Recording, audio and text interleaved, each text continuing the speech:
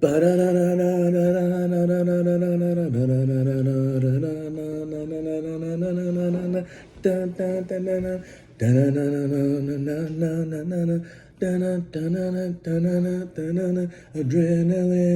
in my soul, every fight out of control.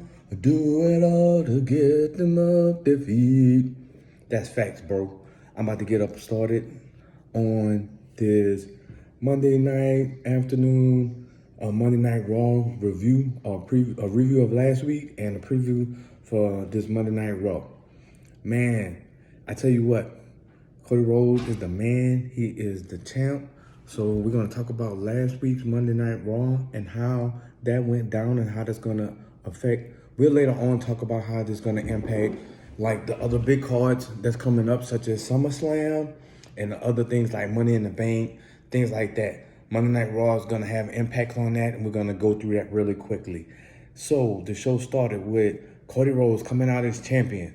It was awesome. He coming out with his pyro, with the fresh suit on, looking like his pops.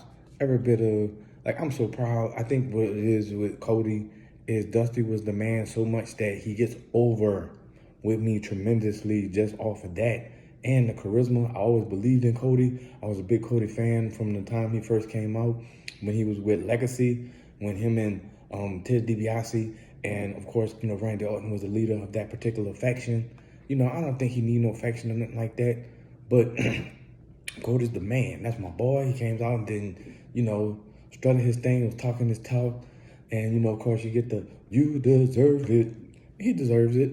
I completely agree. In fact, I was here saying he deserved it too. Standing up here, you deserve it. With that said, after that, The Rock comes out, to a gang of boos.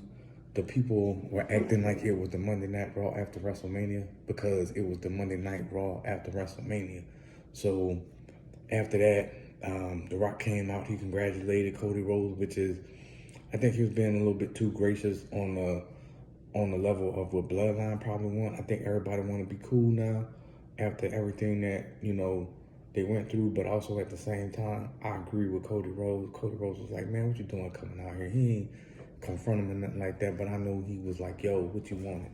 So, but at the same time, it was good to see the People's Champion. People's Champion basically saying, hey, I'm about to go. Came out there with his championship. He grabbed Cody Rhodes' championship and was like, yo, I want that. And so I think he wants it. I still believe in the Final Boss. The Final Boss was the man. That was one of the most compelling characters ever in the history of WWE. I mean, he was a great heel. He was definitely a great antagonist to Cody Rhodes throughout that story. And that's one of the things I really appreciated about The Rock and what he brought to the table. So the next thing upon that is they had Ilya Dragunov that came out, and of course he put a molly-whopping on Shinsuke Nakamura. The one thing about the current NXT champion, Ilya Drago, man, that dude got this move. He called the missile, the Russian torpedo Moscow. That's the name he calls that move. And he comes with this flying headbutt. Oh man, he rocked and socked. I saw what he did to Trick Williams, and I was like, okay, this dude is the man. And so that's what happened there. And I really enjoyed Ilya Dragunov. Check Ilya Dragunov out on NXT. He's the NXT champion, and he's a very vulnerable yet humble champion. I really appreciate Ilya Dragunov and what he's bringing to the table. He gets me excited. He has great matches.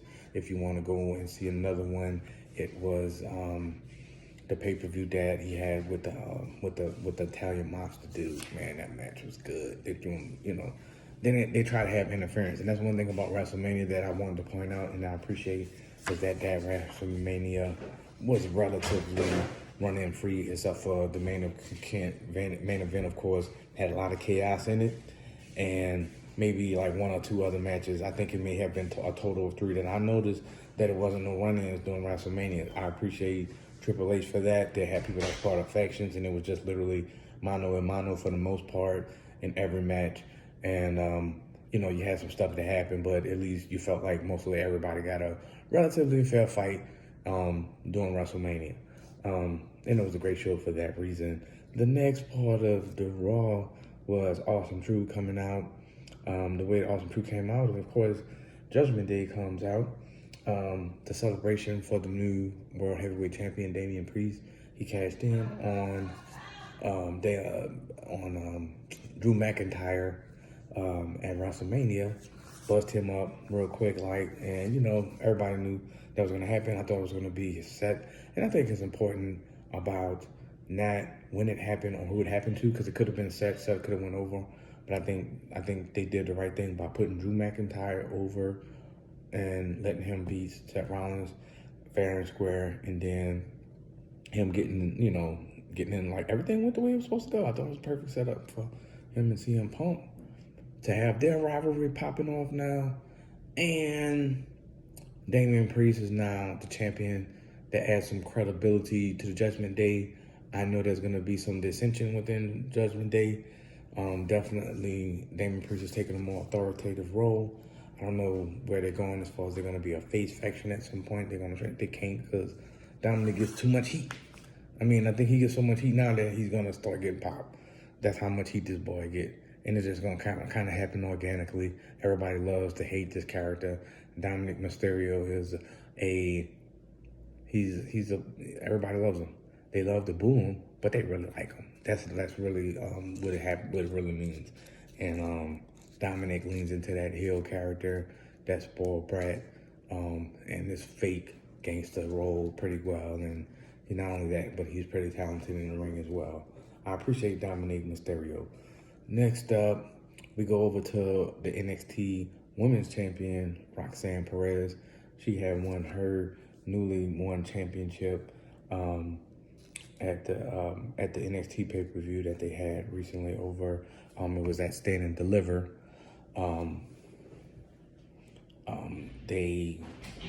That was when Roxanne Perez won the women's championship. So she's a heel. She's a full-blown heel. She has a really arrogant personality.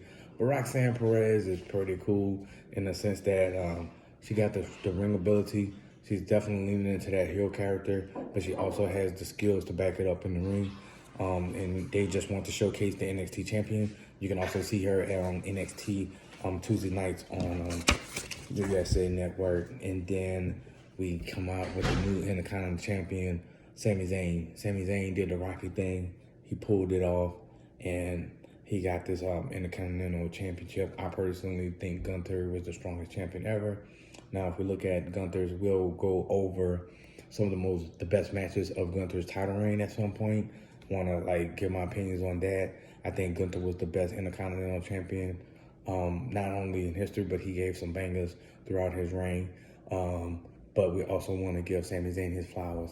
He deserved it. He took a beating just like everybody else did. He took those chops. He probably didn't take as many chops as, say, like Sheamus, who I think Sheamus is wanting that Intercontinental Championship. That's my little tidbit of a preview of what I think is going to happen tonight, because Sheamus is coming back on Monday Night Raw. We're going to have Sheamus back. That's my boy. I actually missed him. I was like, yo, where's Sheamus at? Right when I say, well, yo, where's Sheamus at, that's when he comes back. And you're going to probably expect a much stronger Sheamus. I see Sheamus going for that title. I can see Sheamus messing up the Sami Zayn and Chad Gable title opportunity. There's a lot of ways that can go. There can be some Gunther against Sheamus. There can be some Sami Zayn against Sheamus. I can see Sheamus wanting the Intercontinental Championship.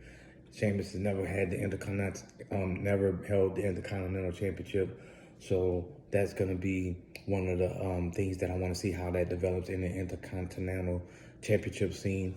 The next thing is Jade Cargill did a squash match on Chelsea Green.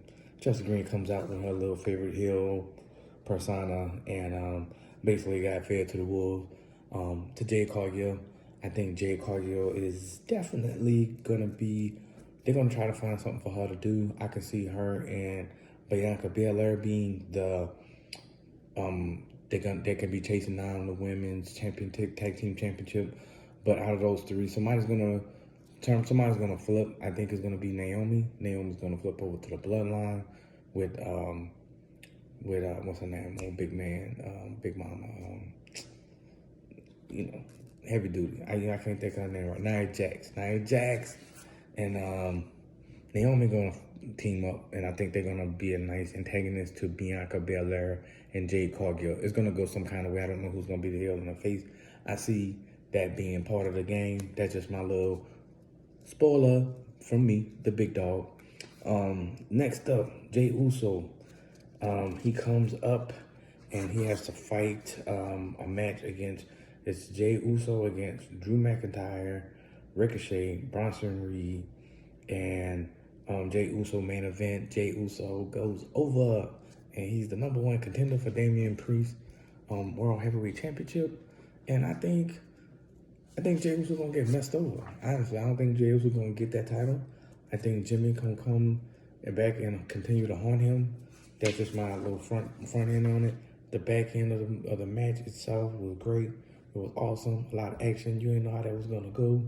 I mean, I think when you looked at it from the people that I thought were gonna be I didn't have a prediction in that match. I ain't gonna lie, but I kind of felt like Drew McIntyre. I felt like he would have been not gonna get that championship because it was gonna have something to do with CM Punk.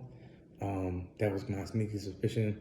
I kind of went into that match kind of open-minded about who was going to win that match. And come to find out, I ain't going to say I was sleeping on Jey Uso. I think Jey Uso deserves to be the #1 contender for the World Heavyweight Championship. But I also see some other formidable opponents for that World Heavyweight Championship coming up for Damian Priest. And Damian Priest does have a faction that's going to back him up. They're going to cheat to hold on to that particular piece of power. I heard some news. I'm not going to talk about it until I actually see it, what happens. I don't talk about nothing that's speculative. I speculate on things that I feel like is going to happen, but if I hear something in the news and I just happen to hear it, then I may just kind of listen to it, but I don't really like giving a lot of steam until I actually see it on the show. My predictions are based off of my own way I see things lining up a lot of times, so that's kind of how I go. Tonight's Monday Night Raw. We're gonna see Cody Rhodes and Jey Uso probably have, not Cody Rhodes, but who's the new champion? Damian Priest. At some point, they're gonna have a confrontation about the World Heavyweight Championship. Tonight, also, I think Chad Gable is gonna turn heel possibly, or they're gonna both get destroyed by Sheamus in the Intercontinental Championship. I'm hoping for a Montreal screw job and that Chad Gable gets over on Sami Zayn by hook or by crook. I think Chad Gable deserves to be the Intercontinental Champion, and I think the thing is going to be, he's like, I hope you get the title from Gunther because I know I can beat you, Sammy, and I studied you. I broke down all your weaknesses, and I look forward to an excellent match tonight. I want to see what Ricochet does. That's my boy. Ricochet deserves way more pub. He should be up for an individual championship. I love Ricochet. And of course, Drew McIntyre and CM Punk situation that's going to continue to unfold, maybe or maybe not. Drew McIntyre probably going to come back and beat somebody down. He going to come down with all this little madness. And maybe, he going to put some pain on somebody tonight. I can see that. And Sheamus is coming back too. And I wish they come back to the old school Sheamus. That's just my thing. We're going to see what the rest of Monday Night Raw brings to us tonight. But until then, I appreciate you for checking out the Wrestling Report. Peace.